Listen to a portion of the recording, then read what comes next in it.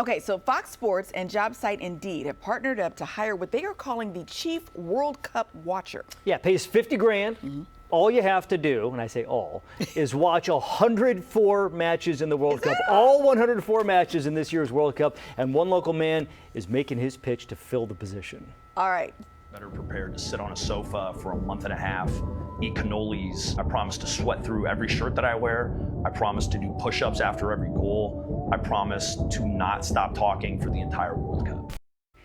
That is Conti Colacatronis, who is joining us this morning to make his bid to become the official World Cup watcher. Good morning. Thanks for being with us. Good morning. Thanks for having me. I'm voting for you just because you said you'll eat cannolis. Cannolis, sweat through shirts. Yes. Glory comes at a cost, and we're prepared to put it all on the line. Cannoli does seem like a weird sports watching snack. Like, how many could you have, possibly? Oh, very New York. You know, you got Rocco's on Bleecker Street, Ferraras, Palermo's, Roma's. We've done a lot of research. Would love the opportunity to do more. We should mention, because if you are chosen for this, you'll be watching it in a glass box in Times Square. Yeah, there's not a lot of online context. I really hope it's air conditioned. Yeah, I was going to say, have you been to New York in the summer? Yes. Yeah, that would be problematic. But we're ready to go for it. So. Now, you've played soccer your whole life, right? Yes, So, grew up professionally. Yeah. Yes, so I was very fortunate to play professionally out of high school, spent some time in Argentina and Spain and Greece, had the privilege of actually playing with some World Cup winners, which was a great That's incredible. Yeah, lesson on just how incredible these footballers are and how tragic I was as a player. Listen, you played professionally. You're like top 1% in the world, okay? Sure. So my father was born and raised in Greece, and football obsessed himself, soccer obsessed himself, and grew up watching with him, and played my whole life, and hoping to finally get compensated to watch a tournament I've been watching my whole life for free. I think that Finally makes sense. get compensated. Yeah. Now, there's 104 matches, which I understand this has been your lifelong thing. That still seems like a lot, because like when it's two small countries, you don't have a chance to win, and it's midnight.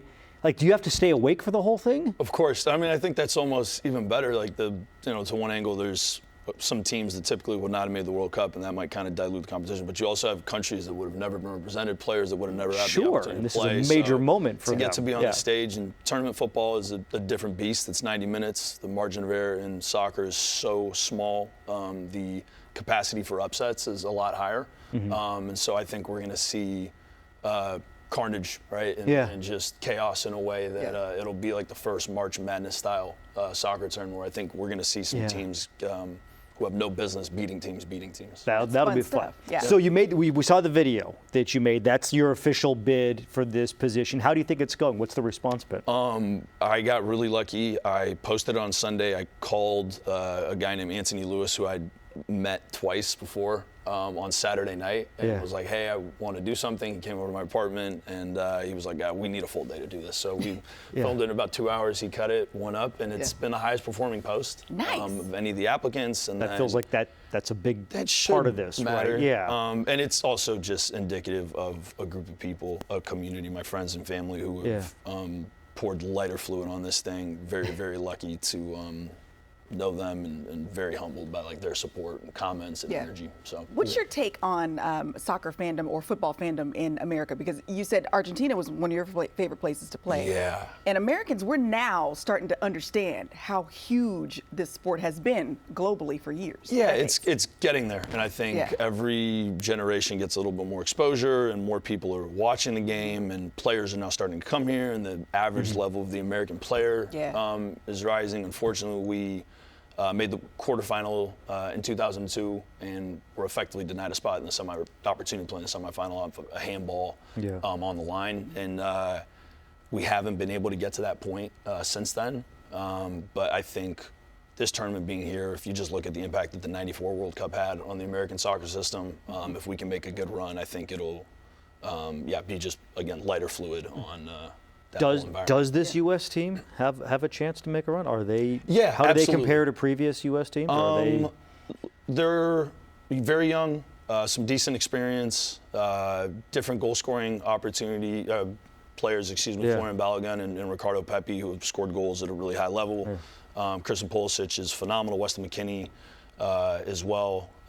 So I think, Tim White, I think you have a really good balance of athleticism, youth, guys that really have nothing to lose, and some guys that have played in big matches throughout the entirety of their career.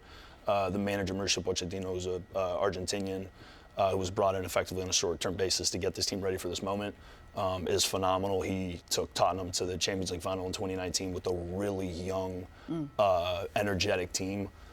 Does a really good job of like fostering team spirit, getting the most out of his pieces and players. And then when you add in, home support, there's been 5 countries that have won their first World Cup at home.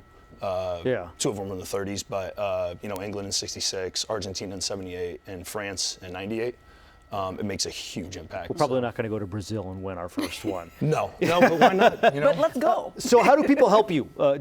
Can they vote? Do they just like your video? Does that? So my Instagram account, which I think you guys showed, Conti Colcatrona, says all the content. Go on there, share, repost, tag, Indeed, Fox. I think, this is Sacramento's the Paris of the West, best city in the United States. Paris of the West. And I think it's very important that we have a representative at the World Cup. Yeah. And let me tell you how to find Conti's Instagram. If you type in the first name, Conti, you got to get to the K, and then Instagram will populate the rest of it for you. Half an alphabet, but yeah, you can go in. Hey, my last name's Dabkovich. I know what it's I like. get it, man. Conti, thank you so much, man. Best of luck to you. We hope you you. get to land the gig, 50 grand watching the World Cup. Hope you guys can make it out to New York so we can, slam some cannolis at Times Square. Like maybe we'll FaceTime or something. Whatever works. He's a punk. I'll come. Thank you, man. Appreciate it. Thanks, Conti.